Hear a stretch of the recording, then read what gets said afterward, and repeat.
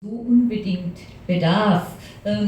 Michael war auch niemand, der außer einmal in einem Buch, was er mit seiner Pressesprecherin zusammen gemacht hat, einem PR-Buch, niemand, der sich für sowas, den das wirklich interessiert hätte, dass ich Zeit genommen hätte. Das war übrigens jetzt mit Vettel genauso, das letzte Buch, was ich gemacht habe über Vettel.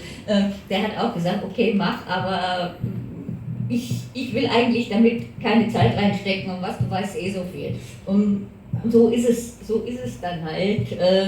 Und man muss auch zugeben, man kriegt schon in den Jahren, wo man alle 2 Wochen mit den Leuten am Wochenende mehr oder weniger zusammen ist, viel beobachtet, viel sieht, auch mit anderen dann wieder über die spricht. Und so kriegt man schon sehr viele Eindrücke und man kann ja eben auch doch gerade andere Perspektiven bekommen, indem man dann wieder mit Leuten zusammenarbeitet, die mit den Protagonisten gearbeitet haben. Ob das nun Ingenieure sind in der Formel 1, ob das Betreuer sind, ob das Freunde sind, ob das zum Teil vielleicht auch noch jemand aus der Familie ist.